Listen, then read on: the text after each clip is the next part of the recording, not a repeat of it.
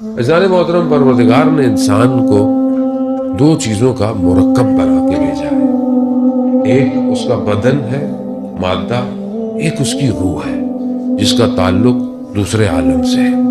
دونوں چیزیں جب جڑتی ہیں تو انسان کی حیات تخلیق میں آتی ہے کہ انسان زندہ ہے.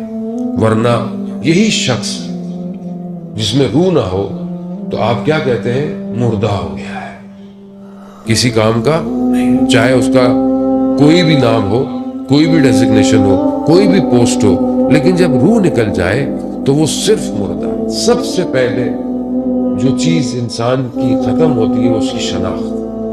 بادشاہ تھا، منسٹر تھا، وزیر اعظم تھا، پرنسپل تھا، بزنس مین تھا، جو بھی تھا، سب سے پہلے اس کی آئیڈینٹی ختم ہو جاتی ہے.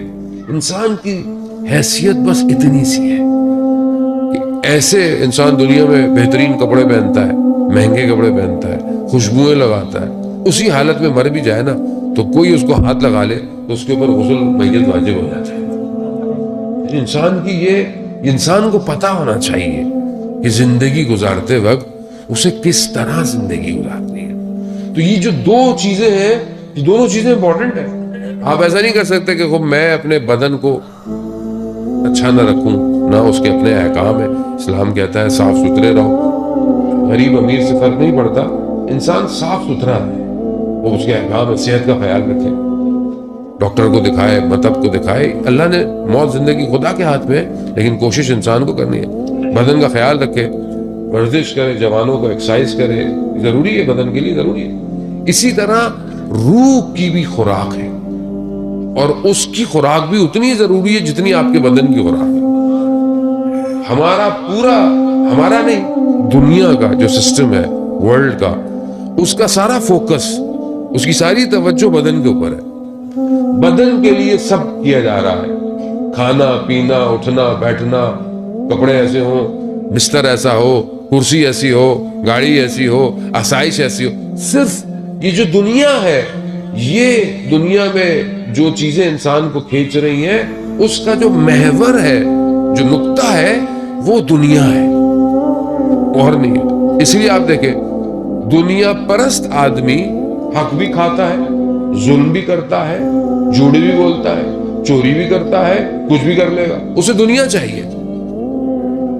لیکن اس کے مقابلے میں جو نظام ہے وہ الہی نظام ہے.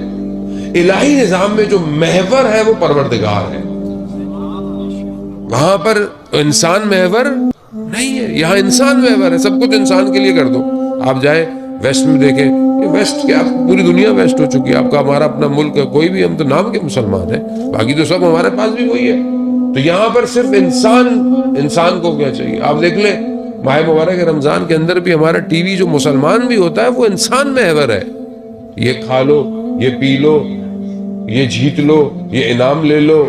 روحانیت، معنویت خدا نہیں ہے. کیوں؟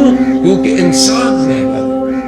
جبکہ اللہ نے 1,24,000 کو جو بھیجا، انہوں نے دنیا نہیں سکھائی. جتنی ضرورت تھی اتنی دنیا سکھائی انہوں نے. دنیا کے بغیر آپ نہیں رہ سکتے. آپ بولیں جی پہاڑوں میں چلے جائیں، جنگلوں میں چلے جائیں، نہیں، اسلام منع کرتا ہے ایسی چیز کو. آپ کے دور خود صدر اسلام کے اندر جو لوگ بعض آیتوں کو سن کر قیامت کی گھبرا گئے اور جنگلوں کی طرف چلے گئے، پیغمبر صلی اللہ علیہ وسلم نے ان کو سختی سے واپس بلایا ہے کہ اگر ایسا کرنا ہوتا تو سب سے افضل پیغمبر تھے. اگر ایسا کرنا ہوتا تو غار حرا سے وہ ہستی، وہ مبارک، وہ ذات نیچے اترتی نہیں، اوپر بیٹھی رہتی. حضرت جبرائیل آ رہے تھے، وحی آ رہی تھی، بی بی خدیجہ سلام اللہ علیہا کھانا لے کر آ رہی ہیں، اور اس سے اچھی جگہ کیا ہے؟ کہا نہیں، دنیا میں ذمہ داری ہے، اللہ کا حکم ہے اس کو پہنچانا. اس لیے ہماری بھی ذمہ داری ہے. دنیا چھوڑ نہیں سکتے، لیکن دنیا میں ڈوبنا نہیں ہے. جو دنیا میں ڈوب گیا وہ پھر ختم ہو گیا. زہد کی جو تعریف ہے، یعنی زاہد شخص ہونا، جو تقوی سے اوپر آپ ایک سپرلیٹو ڈگری ہے زاہد ہونا. زاہد کا مطلب یہ نہیں کہ آپ دنیا کو ترک کر دیں، دنیا کو چھوڑ دیں، نہیں. دنیا ہو مگر آپ کا دل دنیا میں نہیں ہونا چاہیے. دنیا آپ کے پاس ہو، نام ہو، پیسہ اللہ نے آپ کو دیا ہے، آپ اسی حساب سے رہے.